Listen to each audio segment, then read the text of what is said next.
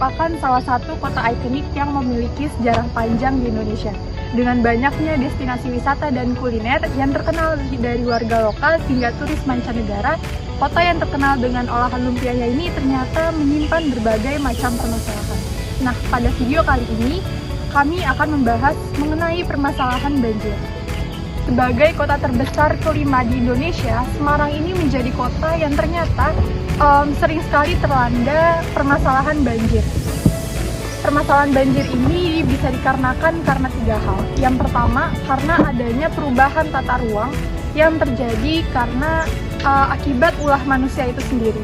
Seperti dengan pengalihan kawasan hutan yang menjadi pemukiman penduduk. Yang kedua, yakni perubahan iklim yang cukup ekstrim, seperti meningkatnya curah hujan, kemudian permukaan air laut yang naik, badai, dan lain sebagainya. Yang ketiga itu terjadi karena adanya degradasi lingkungan, seperti adanya sedimentasi, penyempitan alur sungai, hilangnya tumbuhan, penutup tanah pada catchment area, dan lain sebagainya. Kami mengambil isu banjir yang ada di kota Semarang yang disebabkan oleh curah hujan yang tinggi yang dimulai pada tanggal 9 Maret pukul 13.00 waktu Indonesia Barat yang sudah mengalami hujan merata. Puncaknya pada tanggal 13 Maret 2024 pukul 20.00 waktu Indonesia Barat. Beberapa titik di kota Semarang sudah tergenang air, hampir 60% wilayah kota Semarang terendam air.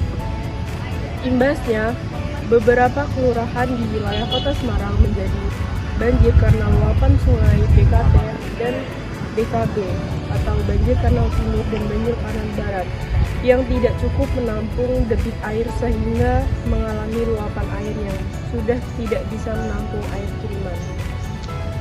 Berdasarkan data dari BPBD Kota Semarang, banjir juga merendam sejumlah titik antara lain Jalan Gebang Nom, Jalan Padi Raya, Jalan Sindang Indah Klamatan, Kelurahan Mukti Harjo, Jalan Mukti Harjo Indah RW 15, Kelurahan Mukti Harjo Kidul, Jalan Mukti Harjo Raya, Kelurahan Mukti Harjo Lor, Jalan Jodipati, Kelurahan Kobokan, wilayah RW 7 Kelurahan Kudu, wilayah Kelurahan Tambak Rejo, Jalan Raya Kaligawe depan RSI Sultan Agung bawah tol, kemudian Jalan Sidoarjo 3 Kelurahan Sambirejo. Curah hujan yang ekstrim seringkali dijadikan sebagai satu-satunya faktor penyebab terjadinya banjir di Semarang. Padahal, apabila diteliti lebih lanjut, menurut dosen planologi Universitas Negeri Semarang, Suratri Wilono, penyebab terjadinya banjir itu terdapat 3 faktor lainnya. Apa saja? Faktor yang pertama, yaitu penurunan muka tanah yang disebabkan karena pengambilan air bawah tanah yang masif. Hal tersebut membuat air dari laut mengalir ke daratan, sehingga apa? Terjadilah banjir rob. Nah, menurut penelitian yang dipublikasikan pada 16 April 2022 di jurnal Geophysical Research Paper, volume 49 isu 7, itu dilakukan pengamatan terhadap 99 kota pesisir melalui Informatic Synthetic Aperture Radar atau INSAR, di mana hasil penelitian itu menyatakan bahwa terdapat 33 kota pesisir yang mengalami penurunan tanah lebih cepat dibanding kenaikan permukaan laut. Kemudian faktor kedua, kota Semarang ini sudah tidak memiliki daya dukung lingkungan yang memadai. Bangunan-bangunan yang ada itu sudah melebihi dari kapasitas. Bahkan dibangun tanpa ada perencanaan sistem drainase yang layak. Nah, hal tersebut bahkan masih ditambah dengan jumlah ruang terbuka hijau yang kurang dari 30%, sesuai dengan amanat pada pasal 29 Undang-Undang Nomor 26 Tahun 2007 tentang penataan ruang. Sehingga menurut Dinas Perumahan dan Permukiman Disperkim Kota Semarang, jumlah ruang terbuka hijau yang ada di Semarang ini berdasarkan data tahun 2021 itu hanya mencapai sekitar 15%. Yang terakhir, faktor ketiga. Seperti yang kita ketahui ya, bahwa kerusakan hutan bakau atau mangrove di Semarang ini sudah sering kali terjadi. Salah satunya seperti yang terjadi di pesisir pantai utara Jawa Tengah.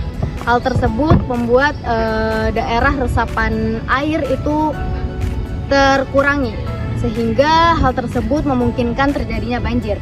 Nah, Berdasarkan data dari Mangrove Tag selaku platform yang menanam dan memantau mangrove, di Semarang ini seharusnya memiliki sabuk pantai ideal seluas 325 hektar. Akan tetapi hanya tersisa 15 hektar atau 4,61% saja. Luas hutan mangrove di Semarang ini yang kritis dan rusak itu bisa mencapai 73,33% atau sekitar 11 hektar. Dan yang tersisa hanya 26,67% atau 4 hektar dalam kondisi yang baik. Pemerintah Kota Semarang terus berupaya melakukan penanganan kawasan banjir dan rob yang ada di wilayahnya, yaitu dengan pembenahan drainase atau saluran air serta pembangunan setbil yang dilakukan oleh mereka. Pemerintah Kota Semarang juga bekerja sama dengan stakeholder untuk membangun setbil di Semarang Utara. Sedangkan penanganan di wilayah Padurungan, pemerintah Kota Semarang telah meninggikan jembatan Nogosostro. Peninggian jembatan tersebut sebagai upaya pengendalian banjir yang ada di wilayah tersebut.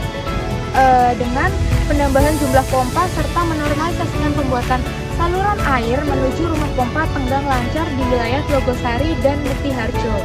Upaya mengantisipasi banjir yang dilakukan Pemkot Semarang dan Dinas Pekerjaan Umum dengan Balai Besar Wilayah Sungai sangat signifikan dan maksimal. Buktinya kawasan banjir yang ada di Semarang tinggal 3% lagi. Sedangkan upaya yang dilakukan oleh masyarakat Kota Semarang yaitu dengan membangun paguyuban untuk menyusun rencana secara partisipatif dan menggerakkan swadaya gotong royong masyarakat.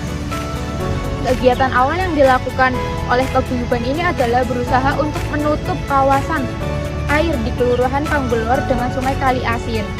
Kemudian untuk mengeluarkan air tersebut, masyarakat Kota Semarang dengan menggunakan pompa. Pompa yang digunakan merupakan pompa hasil swadaya masyarakat. Kesimpulan dari video ini adalah banjir di Semarang merupakan permasalahan kompleks yang diakibatkan oleh faktor alam dan juga faktor manusia. Faktor alam seperti curah hujan ekstrim, penurunan muka tanah, dan kerusakan hutan bakau memperparah kondisi banjir. Di sisi lain yaitu faktor manusia seperti perubahan tata ruang, sistem drainase yang buruk, dan kurangnya ruang terbuka hijau juga menjadi penyebab utamanya. Pemerintah Kota Semarang telah melakukan berbagai upaya untuk mengatasi banjir, seperti pembenahan drainase, pembangunan infrastruktur penahan rob, dan peninggian jembatan. Namun, upaya tersebut belum sepenuhnya menyelesaikan masalah banjir. Diperlukan upaya yang lebih komprehensif dan berkelanjutan, seperti penataan ruang yang lebih baik, termasuk pembatasan pengambilan air bawah tanah dan pembangunan ruang terbuka hijau. Yang kedua, penegakan hukum yang tegas terhadap pelanggaran tata ruang dan pencemaran lingkungan. Yang ketiga, meningkatkan kesadaran masyarakat akan pentingnya menjaga lingkungan dan berpartisipasi dalam penanggulangan banjir. Yang keempat, pengembangan teknologi baru untuk membantu penanggulangan banjir seperti sistem peringatan dini yang lebih canggih. Yang kelima, meningkatkan kerjasama antar pihak, termasuk pemerintah, masyarakat, swasta, dan lembaga non-pemerintah. Setelah dipaparkan dari video tadi, kita memberikan beberapa saran agar banjir di Kota Semarang ini berkurang. Nah, saran apa aja sih? Jadi ada 4 saran. Yang pertama adalah melakukan penelitian lebih lanjut untuk memahami faktor-faktor penyebab banjir yang ada di Kota Semarang.